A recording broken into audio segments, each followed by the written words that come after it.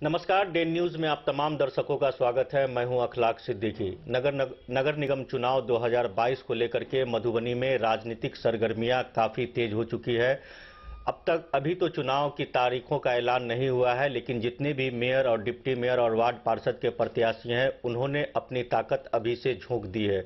इसी सिलसिले में आज हमारी टीम बात करने के लिए अनुजा झा जी के यहाँ है, जो मधुबनी नगर निगम में मेयर की प्रत्याशी है। इनके बारे में मैं आपको बता दूं कि ये 10 साल तक मधुबनी नगर निगम तत्कालीन नगर परिषद में वार्ड पार्षद थी। इनके वार्ड पार्षद के कार्यकाल में क्या इन्होंने विकास किया और मधुबनी नगर निगम बनने के बाद विकास को लेकर के क्या विजन है इनके पास, इन पर भी बात करेंगे। कई ऐसे अनछुए सवाल भी होंगे, क्योंकि ये महिला हैं और महिलाओं के लिए क्या व्यवस्थाएं हैं मधुबनी शहर में, उसको लेकर के भी हम सवाल करेंगे। आइए हम बात करते हैं मेयर प्रत्याशी अनुजा झा से। हम आज बात करने के लिए मौजूद हैं मेयर प्रत्याशी अनुजा झा के यहाँ। हम आइए इनसे बात करते हैं कि मधुबनी के विकास को लेकर के क्या कुछ सोचती हैं ये। मैडम, सबसे पहले आपका डे न्यूज में स्वागत है। आपको भी नमस्कार। मेरा डे न्यूज का भी हम आभार व्यक्त करते हैं कि आप हमारे यहाँ आए। मैडम, किस तरह देखती हैं आप मधुबनी के विकास को? अब तक जो विकास हुआ है मधुबनी शहर का, उसको किस तरह देखती हैं आप?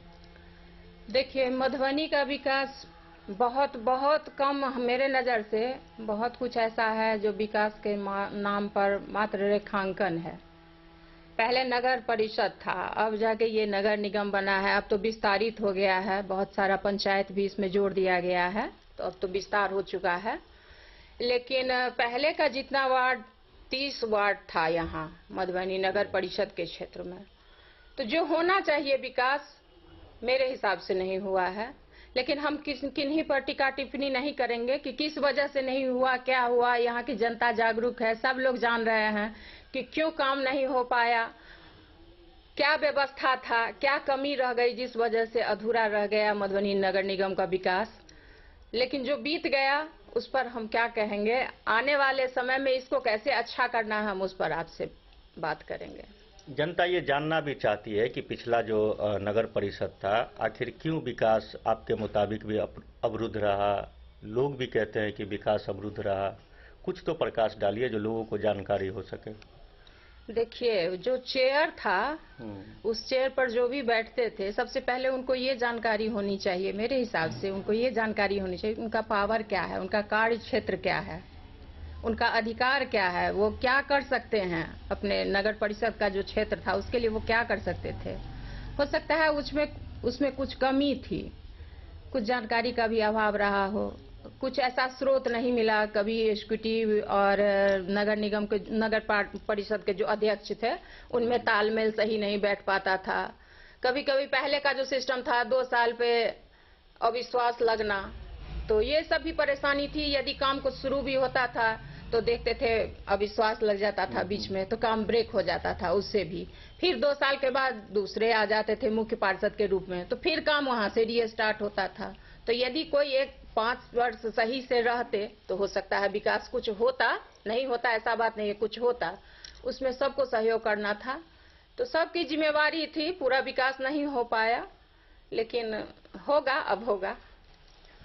आप चूंकि मेयर को जनता चुनेगी, अब ना अविश्वास का डर है, ना ही चेयरमैन की कुर्सी पर या मेयर के कुर्सी पर किसी तीसरे लोगों के बैठने की संभावना है। जनता जिसे चुनेगी वो लोग बैठेंगे। आपका क्या विजन है मधुबनी नगर निगम को लेकर, चूंकि राजनीतिक रूप से आप सक्रिय हैं और लंबे समय से हैं आप राजनीतिक? देखिए, मेरा विजन बिल्कुल क्लियर है, एकदम स्पष्टवादी लोग हम हैं। पहले से भी मेरा राजनीति का कार्यकाल रहा है। आप मेरे वार्ड में कहीं भी घूम सकते हैं, आप मीडिया कर्मी हैं, आप पता कर सकते हैं, आप देख सकते हैं मेरे वार्ड की स्थिति। लेकिन हम पहले भी बता चुके हैं, उस समय मेरा जो सीमित था अधिकार, हम उतना ही कर पाए। लेकिन हम वही क्लियर विजन लेकर के आए हैं इस बार, और जनता ने एक विश्वास जताया है हम पर। हम इस चीज का स्वागत करते हैं। और मेरा विजन है जो मधुबनी में जो सिर्फ रेखांकन जो हमने आपको बताया, उसको सही मायने में विकास कर एक विकसित मधुबनी नगर निगम के रूप में हम इसको विकास करें। उसमें बहुत सारी समस्या है, समस्या तो आपको एक नहीं अनेक है यहाँ, लेकिन उस पर हम आपको बिंदुवार बताएंगे कौन कौन सा समस्या है और मेरा विजन क्या है। लेकिन मेरा विजन बिल्कुल स्पष्ट है। बताइए क्या विजन है आपका विकास को लेकर मधुबनी नगर विकास में देखिए, यहाँ सबसे पहले अगर देखिए तो स्वास्थ्य, शिक्षा, कचरा का साफ सफाई, उठाव, कॉलोनी में कचरों का उठाव नहीं हो रहा है। कॉलोनी में आप जाइएगा तो जल जमाव का समस्या है। नल जल योजना लगा है, उसमें पानी नल तो लग चुका है लेकिन कहीं एक बूंद पानी नहीं आ रहा है। बहुत से ऐसे वार्ड में हम अभी घूम रहे हैं, जहाँ जहाँ जा रहे हैं देख रहे हैं, लेकिन पानी की दिक्कत है, समस्या है वहाँ।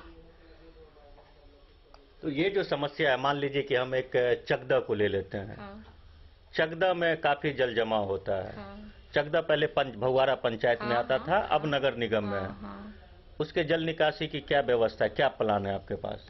हाँ, प्लान है। अभी जो ये तीनों कैनाल बन रहा है, हो सकता है उसको जोड़ने के लिए उसको कनेक्ट करना पड़ेगा, उसमें कुछ बदलाव करना पड़ेगा आने के बाद, और लंबा प्लानिंग करना है उसका, समझे ना। ये ऐसा नहीं है कि जो हम आएंगे और हम बोल देंगे आपको 2 महीना में 1 महीना में हम सारा कुछ करके एकदम जादू चला देंगे, ऐसा कुछ नहीं होगा। उसमें समय लगेगा और प्लानिंग के हिसाब से मेरा काम होगा।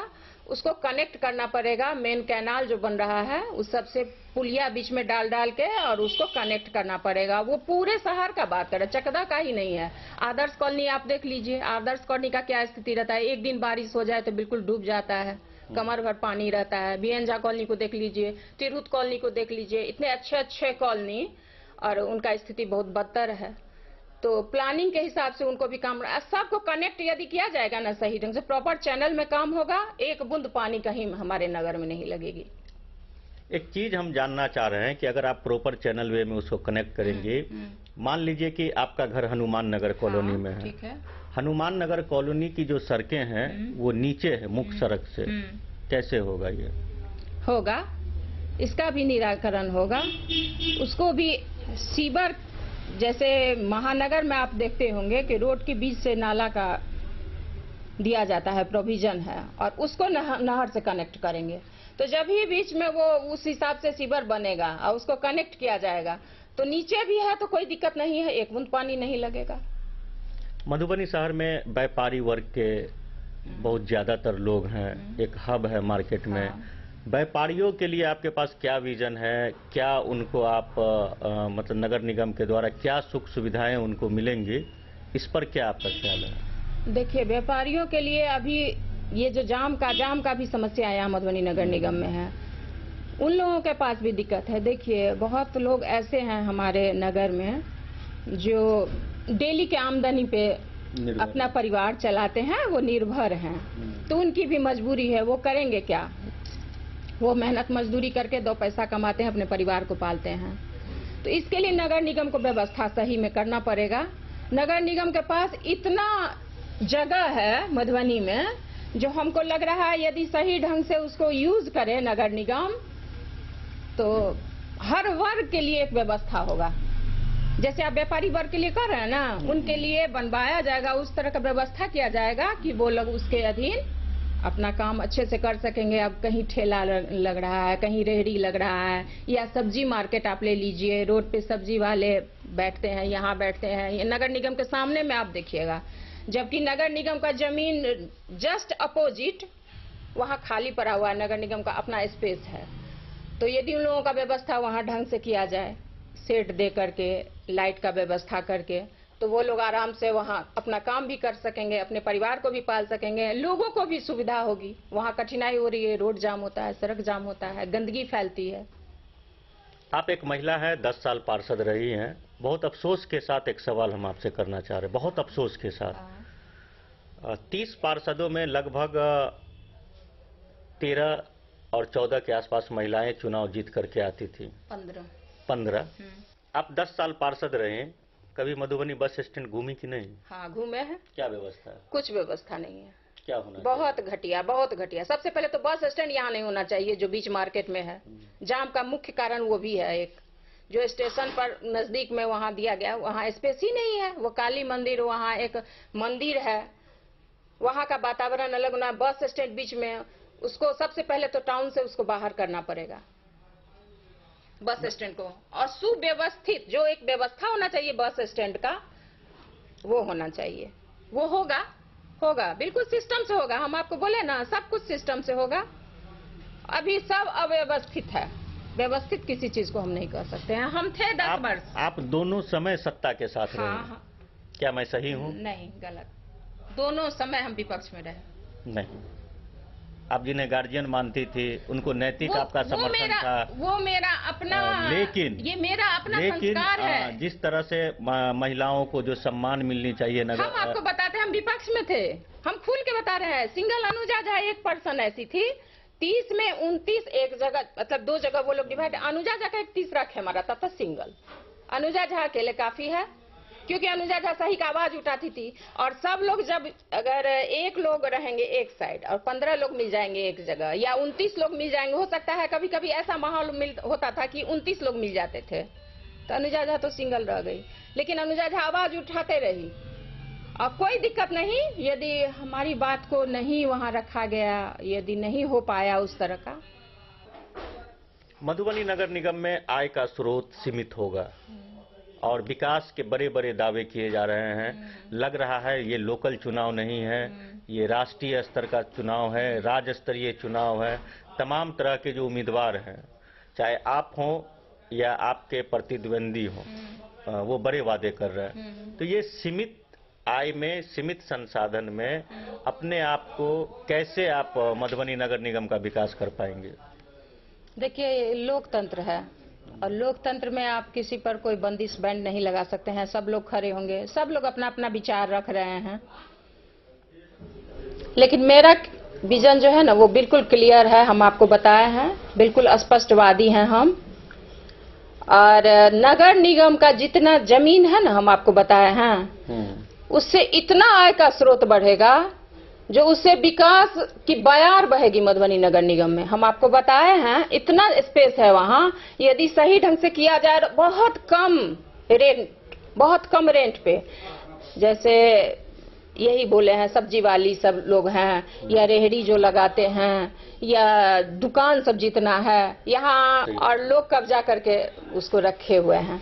तो हम ये नहीं कर रहे हैं, वहाँ 4 आदमी को रोजी मिलेगा ना, और नगर निगम का भी आमदनी बढ़ेगा। तो आमदनी बढ़ेगा, उसी आमदनी से विकास होगा ना। यहाँ देखिए, जनता से जितना टैक्स लिया जा रहा है, जन जन से अभी जितना जुड़ा है सब लोग को, 1.5 साल से लगभग हमको लग रहा है ये नगर निगम में जो हमारे पंचायत जुड़ा है, वहाँ का काम तो बिल्कुल ठप है। वहाँ तो कुछ भी विकास नहीं हुआ, क्योंकि वो पंचायत से भी बाहर हो गए और नगर निगम में आ गए, तो नगर निगम का बोर्ड भी शिथिल है अभी। तो सबसे ज्यादा हरास वही लोग कर रहे हैं।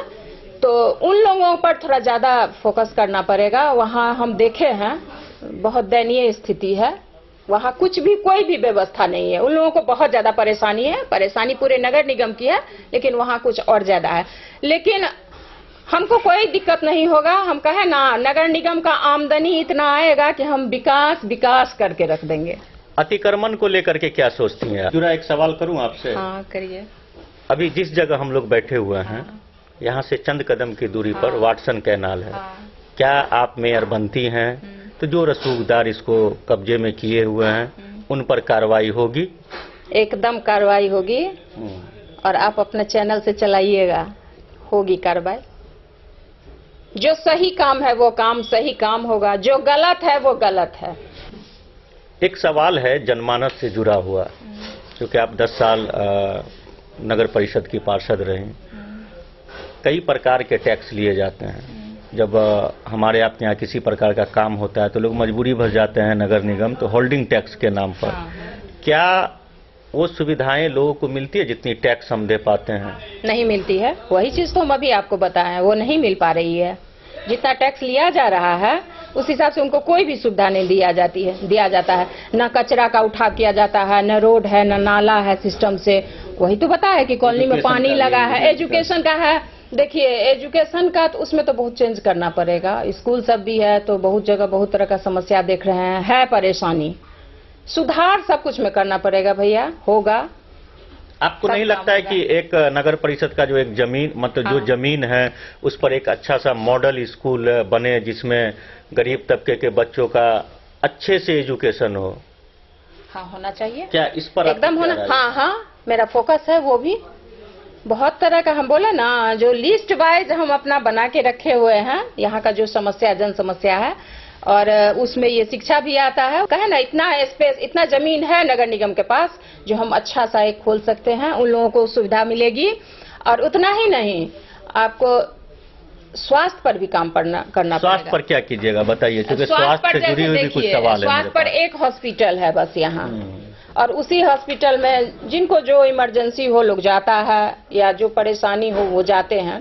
तो उसके लिए, स्वास्थ्य के लिए आपको जैसे कम से कम 3 से 4 जगह जो मेन मार्केट है, मेन मार्केट है, और जहां नगर निगम का जमीन है वहां पर एक छोटा हॉस्पिटल के रूप में, जैसे मोहल्ला क्लिनिक आप कहते हैं ना, 2 बेड 5 बेड। तो हाँ, इस तरह का 4 से 5 मेरा प्रायोरिटी है कि हम उसको करवाएंगे। आपके घर से दूरी पर सदर अस्पताल है। हाँ। 15 साल पहले वहाँ वो बना था ICU भवन। हाँ। और 2-3 साल चला, और पिछले 10 साल से वो बंद है। 50 लाख की आबादी है इस जिले की, और शायद हमको लगता है किसी MLA MP का भी ध्यान नहीं है उस ओर। और लोग प्राइवेट जो क्लिनिक मतलब हॉस्पिटल हैं उनमें लोगों का दोहन होता है। क्या आपको नहीं लगता कि करोड़ों रुपए का उपकरण उसमें सर रहा है, या उसको गायब कर दिया गया, या उसका कोई अता पता नहीं है? उसको लेकर के मतलब सदर अस्पताल नगर निगम के अंदर में अगर आता है, या अगर उसको उस पर काम होगा, तो क्या लोगों को, चूंकि ये जन सरोकार से जुड़ी हुई सुविधा है, क्या लोगों को मिल पाएगी वो कि नहीं? देखिए, ये दुर्भाग्यपूर्ण है। जो हमारे यहाँ व्यवस्था भी हुई, उस व्यवस्था का दुरुपयोग हुआ है यहाँ पर, समझे ना। उसमें विभाग, देखिए नगर निगम में यदि हम चेयर पे आते हैं तो विभागीय जो लिखा पढ़ी होगा, लिख के ऐसे तो काम होगा नहीं, उसको विभाग से लेना पड़ेगा। संज्ञान में हम ले करके उसको विभाग को संज्ञान में देंगे, और उस पर हम लग के, ये चीज आप कह रहे हैं ना, जो चीज है उस पर हम पूरा लग के उस चीज को फिर हम सुचारू रूप से काम करवाएंगे, ताकि गरीबों का जो दोहन हो रहा है वो ना हो। प्राइवेट हॉस्पिटल में उन लोगों को जाना पड़ता है, 1 का 4 उन लोगों को देना पड़ता है, 1 का 8। हाँ, वो तो बहुत तकलीफ की बात है। लेकिन जब है यहाँ व्यवस्था तो होगा, उसको विभाग को लिखेंगे और विभाग से करवा के उसको हम स्टार्ट करवाएंगे। ये थी हमारे साथ अनुजा झा, जो मधुबनी नगर निगम में निगम से मेयर की प्रत्याशी हैं। कई सारे सवाल हुए हैं निगम से भी जुड़े हुए, और निगम से जो बाहर की चीजें हैं उनसे भी सवाल हुए हैं। तमाम लोग विकास के अपने अपने दावे कर रहे हैं। अब देखना तो ये होगा कि जब चुनाव होगा, मतदान होगी, उसके बाद मतगणना होगा, किसके सर होगा मधुबनी नगर निगम का ताज, ये तो आने वाला समय बताएगा। कैमरा पर्सन सोनू मंडल के साथ अखलाक सिद्दीकी, डेन न्यूज, मधुबनी।